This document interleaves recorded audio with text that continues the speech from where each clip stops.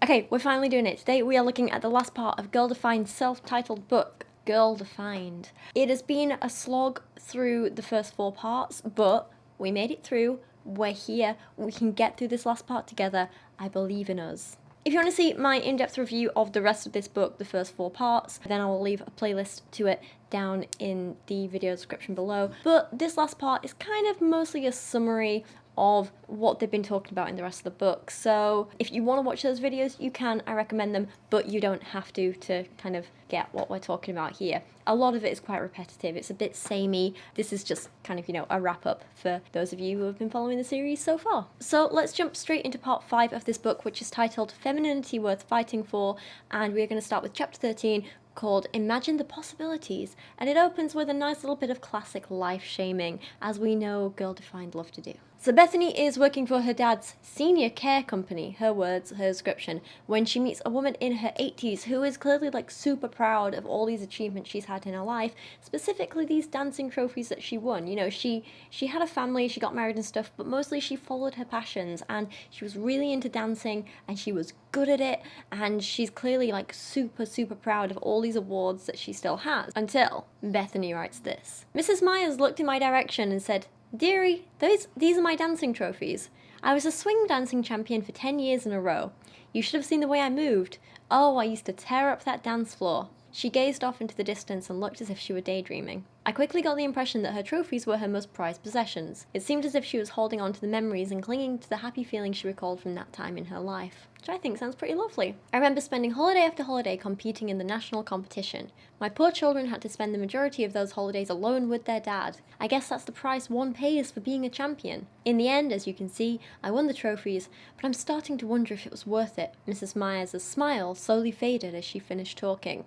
Now, call me a cynic, but I highly doubt that last bit happened, but who am I to say? Maybe it did. Bethany continues. Several months after the initial meeting, I heard my dad on the phone talking with one of the senior care employees. He asked if she was available to work Christmas Eve and Christmas Day. Apparently Mrs. Myers' children were too busy to make the trip down to visit her. I can't help but wonder if her absence during their childhood was the reason for their absence in her old age. It appeared that Mrs. Myers had spent the majority of her holiday alone in her old age. No turkey dinners surrounded by family. No sharing favourite holiday memories of a freshly baked pie. No traditions. Nothing to look forward to or prepare for. Just watching the same old holiday specials on TV. Can you picture that? Can you imagine spending your holidays alone? Actually, yes, I can, because that's exactly what I did last year for Christmas, and it was the best Christmas I've ever had. It was wonderful, just me and Kyra, and it's what I plan on doing this year as well. Although I'm thinking I might take Kyra away somewhere and get a little cottage in the middle of nowhere, just me and her, just, spend Christmas out in nature. I think that'd be nice. Anyway, not the point. The point is, it was a wonderful Christmas, and it was so good.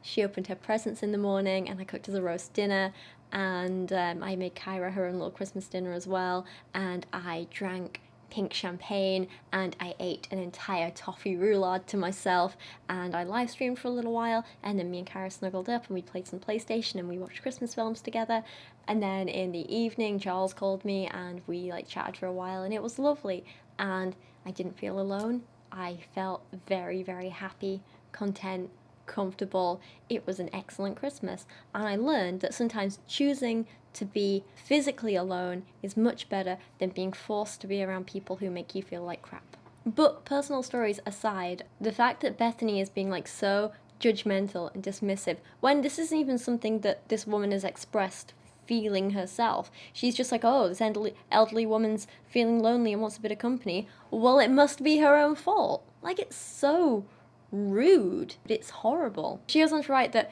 Kristen and I are deeply saddened by Mrs. Myers' story. She spent the best years of her life investing in temporary things that did not last. But did she really? Because she seems to have a hell of a lot of happy memories. She still has those trophies. She still has those achievements. You even said herself she seemed to be daydreaming, looking back fondly on this amazing time for her. She spent her life doing what she loved and was passionate about and has great memories of it. And I don't see how that's sad. I don't see how that's a waste. I don't see how that's a bad thing. Bethany writes, "We can learn from her story and start planning now for a less lonely and empty future. Our prayer is that all women will invest their lives in something bigger than collecting trophies." Oh, the shade there. "The two of us want you to imagine the possibilities for what your legacy could hold. Imagine a different ending than the one Mrs. Myers and many others are leaving behind. Imagine what could happen if you lived with your eternal home in mind. But that's the thing, isn't it? I mean, like, we're all gonna age. We're all gonna have best years and worst years and whatever. And I just personally think I'd much rather enjoy my life now and end up eventually alone, knowing that I lived like a really good, full life while I could, and that I was happy, in the peak of my life for the majority of my life.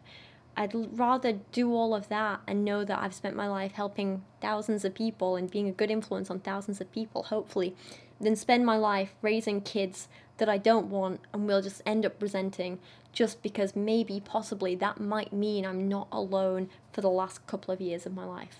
That just seems selfish to me, and I'd rather be happy and do good now than, I don't know, because if I had kids and I resented them, I wouldn't be happy if I was stuck with them when I'm old. I don't know, it's so weird. Like, Kristen and Bethany, and I know I keep saying this, they have such a narrow view that they can't imagine anyone else being happy with any other way of life than what makes them happy.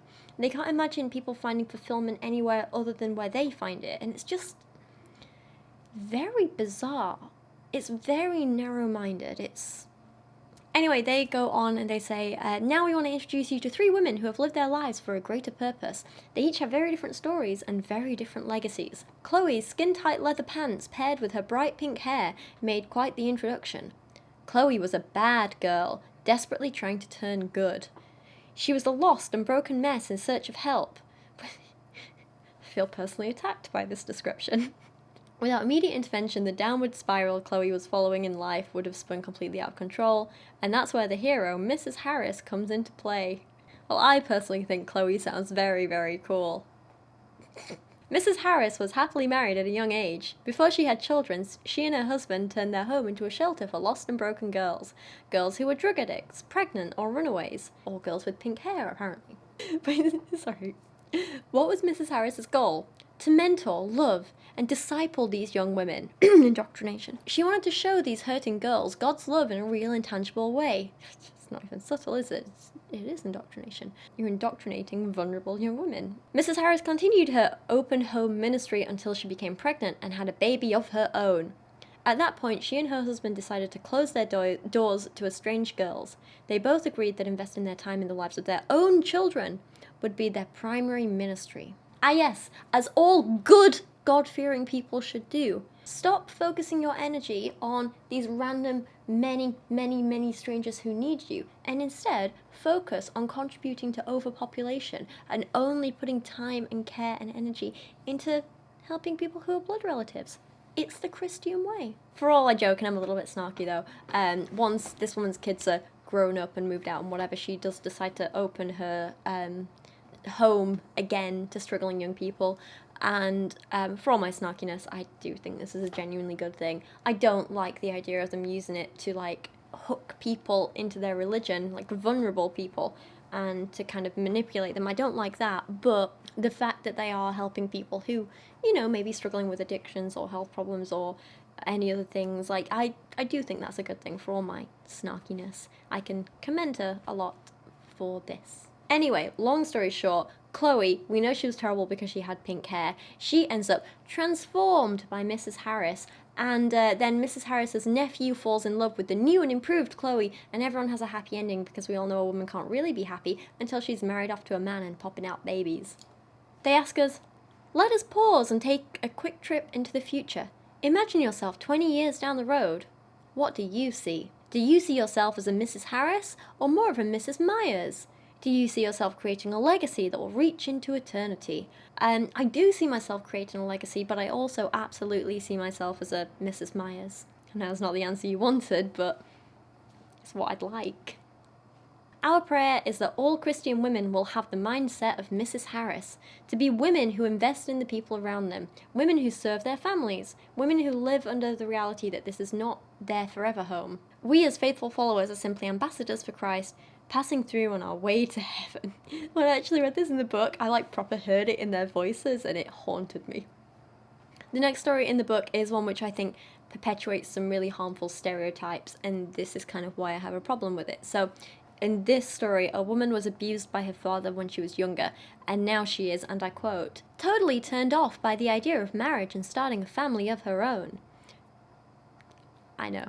She wanted nothing to do with her husband. She had experienced a living nightmare growing up and couldn't understand why God designed men to be the leader in marriage. She assumed all men used their strength to harm others, and she never wanted to be in that position again, which is actually really understandable, and I don't think it's something to criticize in the way that they kind of do in this book. But my main problem is that I really hate that they're spreading the idea that the only reason a woman wouldn't want to be married or have kids is if she's been abused. And this is like a really common narrative that I see all around everywhere. It's like, oh, you don't want kids, what happened to you? And it's like, there are plenty of really good, valid reasons and logical reasons why people don't want kids. It doesn't have to stem from trauma. Sometimes it does, and that's okay too, but it doesn't always. And I feel like it kind of undermines the people who don't want to because of trauma, and it belittles the reasons of people who don't want to because of other reasons. I don't know if that makes sense. I find it hard to express this properly, but the point is, not wanting kids, not wanting to be married, it's not just something you can be healed from. Sometimes it's a perfectly valid choice for you. It's a logical choice for you. It's the right thing to do for you. It's not something that someone needs to heal you from. And I think it's a really harmful narrative to keep pushing that idea. Like in this story, they write, eventually God softened Anna's heart and opened her eyes to the beauty of doing things according to his design. One late summer night, Anna fell to her knees and surrendered her life to God. She prayed and asked him to help her value what he values. She asked him to soften her heart towards his truth. She confessed her lack of belief in his design of manhood and womanhood and asked him to give her a desire for God-defined femininity. And then, like all good girl-defined stories, it of course ends in the woman getting married, because as I've said, you can't have a happy ending without a man wanting to stick his penis in you forever. Before Anna had time to process everything God was doing in her life, Mr. Right came knocking on her door. After many conversations and lots of prayer, Mr. Right asked Anna to be his wife.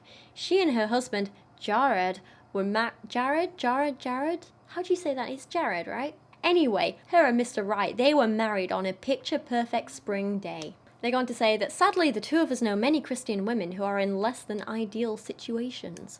Whether it's physical or verbal abuse, an absent parent or husband, or divorce, because that's the same. Divorce is just as bad as abuse. We can't deny that Christian women are facing hardships. If you are in or have come from a painful situation, we want you to know that we are burdened for you.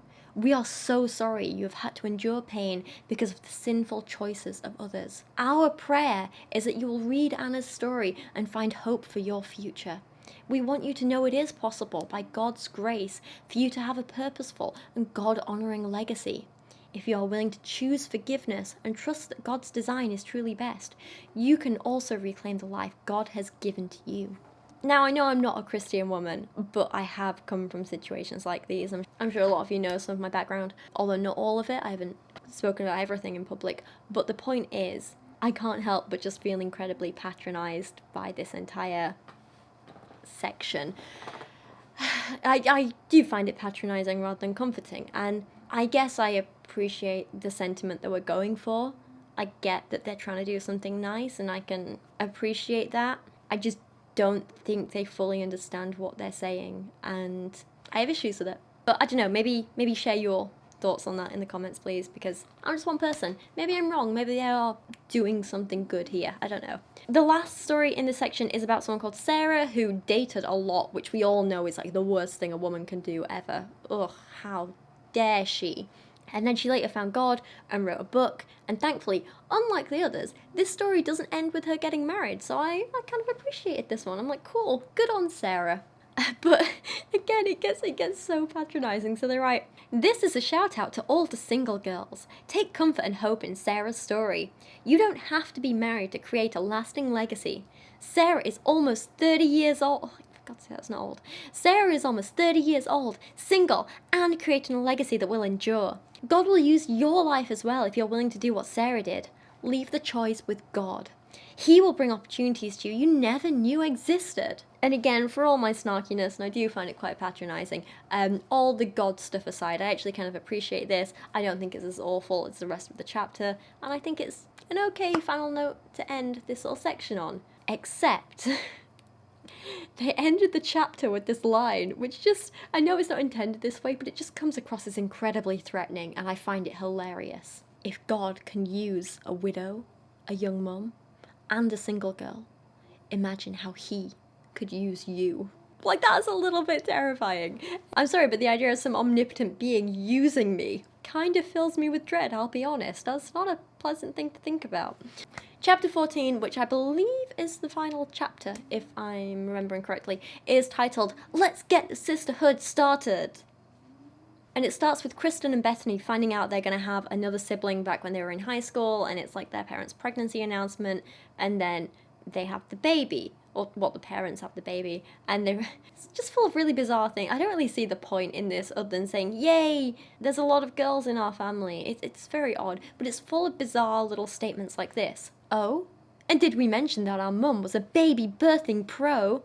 She birthed the rest of her babies at home, beginning with me, Bethany, and this baby was no exception. Baby birthing pro is like the last thing I would ever want to be called. It's just a very bizarre way to describe a woman, especially your own mother. And I think, sorry, the chair squeaks every time I move. I think it's also worth mentioning that they're pushing the whole home birth agenda here as well. And this is the first time I think they've done it in this book, but I've seen them do it on social media quite a bit as well. And it's a complicated issue. Home births can be okay if you have like proper medical care with you and the right people and training and know-how and everything, but the completely like natural home births that I'm pretty sure these two push, along with a lot of other fundamentalist Christians, can just be incredibly dangerous.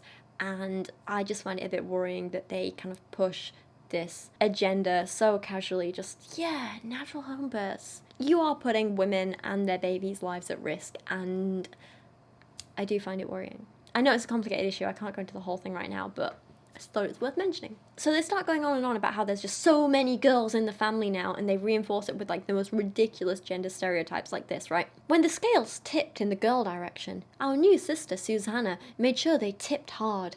She has proven over the years to be the most girly girl of us all. She loves pink, sparkles, and all things tulle. Tulle? That's a nice fabric. She has unashamedly lived up to her title. Girl. It's just all very bizarre.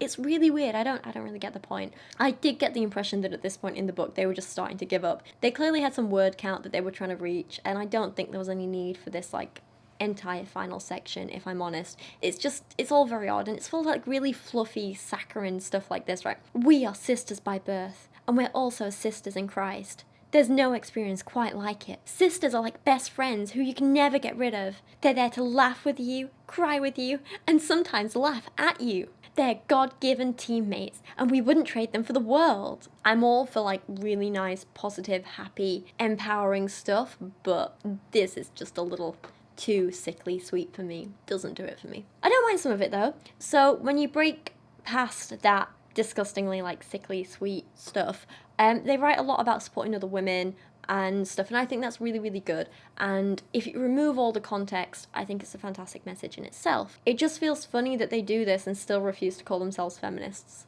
I've said this before. The first video I ever made on Girl Defined was like 4 years ago or something, and it was on their like, we're not feminists video or whatever it was, and I remember in that video they just showed like a fundamental misunderstanding of what feminism is, and therefore they refuse to call themselves feminists, and I think clear that that's still going on today. There are parts on their own which actually seem quite good, I guess, like this bit where they write, that's a mantra of the sisterhood: if one falls, the other will be there to pick her up. If one is cold, the other will be there to keep her warm. If one is attacked, the other will be there to help her fight. And that stuff's really nice, and I actually quite like it, and I think it could be quite empowering and uplifting for a lot of people.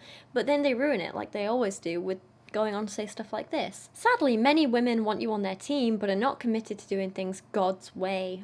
You will be pushed and pulled in the wrong directions. You won't be challenged spiritually, and you won't be strengthened. Instead, you'll be weakened by their sisterhood. And so again, it all comes back to like, yeah, support each other, but with conditions. It's like, support each other in telling each other to fit into outdated narrow gender roles. Support each other by allowing men to walk all over you. Support each other in your homophobia and transphobia. Support each other in blah, blah, blah. But the minute a woman actually wants to stand up and do something different or do something for herself and be strong and independent, no, they absolutely drag them for it. And you have to stay away from them and they're bad and they don't deserve your support and they shouldn't be supporting you. And it's horrible. It always comes back to this. It's like, support each other, but only if you're doing exactly what we say you should all be doing. The minute anyone is even like a little bit different, they want nothing to do with you. This whole thing is sort of followed up by something kind of almost bordering on a no true Scotsman fallacy. So they write, the true sisterhood is banding together for biblical womanhood. We, Kristen and Bethany, are here to be your sisters. We're here to encourage you, to pick you up spiritually, and give you the courage to fight for truth. And it's a bit manipulative, isn't it? Like, they're going about like, oh, sisterhood, it's so good, it's sweet, it's perfect, it's wonderful, it's this and this, but you can only get it by doing things our way. Follow us. If you want our support, you have to do this and this and this. Follow us or else, is what they're saying. Follow us or you'll be excluded. And it's just very manipulative and I'm not a fan of it. And then there's some stuff in here about them being asked to write this book. And again, it ends on this like weirdly threatening note, which is God sees you. He sees us. He is watching the entire earth for any woman who is willing to serve him. Doing great things for God starts today. It starts right here in our small sisterhood. God will use you in a mighty way if you're willing to be obedient. Like, that's not just me, that's kind of threatening, right? Oh, I gotta say. And then they go on to tell everyone to basically jump off a cliff if they tell them to. Like, I'm not even joking. At this point, the attempts at indoctrination aren't even subtle anymore. They're just all spilling out at this point. You could tell they'd given up, just like I'm about to. And then there's this prayer and a final warning to have a backbone and be willing to say no to evil and yes to righteousness and blah, blah, blah. And that's about it. That's the end of the book. I'll be honest, this last section was, compared to the other parts of the book, quite boring. There was not really anything new in it. It just felt like a lot of repetition and a kind of summary of the rest of the book, along with some new stories which may or may not have been true. I genuinely think they had a word count to meet and they didn't know how else to fill up the book, so they just threw this end section in there. For that reason, it's not quite as shocking or harmful as other parts of the book, but it's still kind of a culmination of the other harmful parts, so take from that what you will. Either way, I'm still glad I covered this final part. I think it's a good end to the series. It's good to kind of get this wrapped up and finished. They do have other books available, so if you'd like to see me review them, please let me know down in the comments. Their second book, I believe, is called Love Defined, and it's kind of all specifically about sort of relationships and that kind of thing, so that could be a fun one.